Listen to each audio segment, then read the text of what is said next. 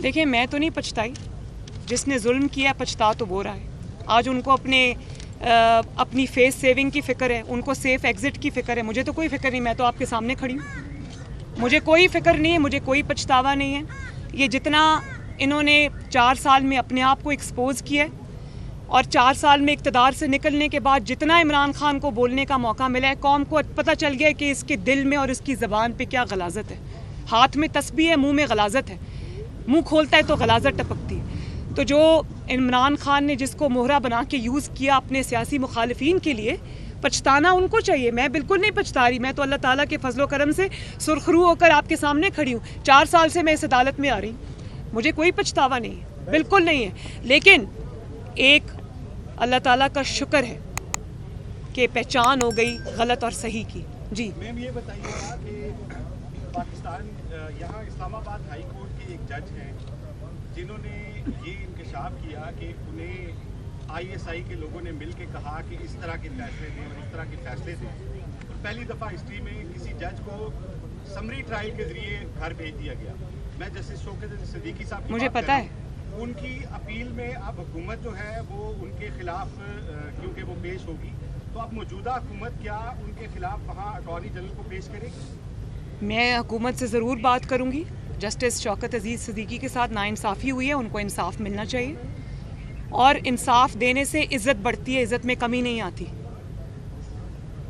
इंसाफ ना देने से इज़्ज़त में कमी आती है। जी ये बताइएगा कि आपने खबर दी है और ये इत्तलात मौजूद है कि तहरीक इंसाफ में डिफेक्शन आने वाला है। जो पहली किस्त थी, मैंने आपकी ट्वीट पढ़ी थी आज। इत्तलात से पहले डिफेक्शन आने वाला है, वो इत्तलात है मौजूद है। तो सवाल मेरा आपसे ये है कि आपकी जमात के साथ PTI के जो बड़े नाम हैं, वो नाम बड़े हैं इस वक्त, वो राब्ते में है, हाँ या ना में तस्दीक कर सकती है? जी, राब्ते में हैं। मैं गलत बयानी नहीं कर सकती।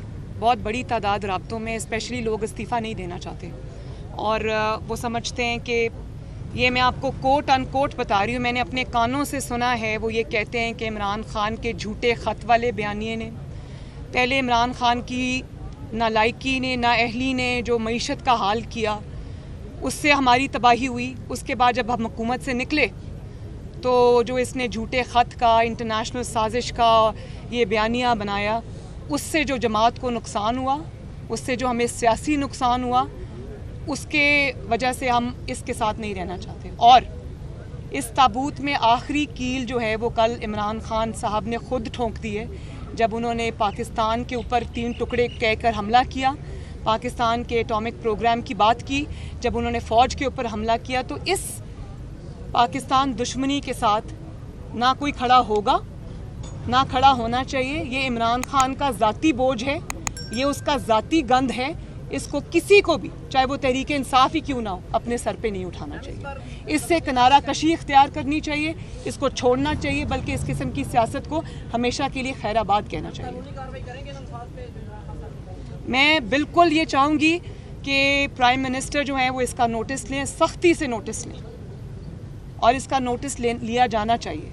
इस किस्म का जो तखरीबकार है, अगर उसको बोलने की आज़ादी होगी तो वो इस मुल्क में नफ़रत के बीज बोएगा। जो मुल्क हमारा है, हमारे बच्चों ने यहाँ पे रहना है, मैंने यहाँ पर रहना है, आप सब ने यहाँ पे रहना है, आप सब ने अपने बच्चों को यहाँ रखना है। तो इस मुल्क की जो जिम्मेदारी है वो हम सब के ऊपर है। जी बस।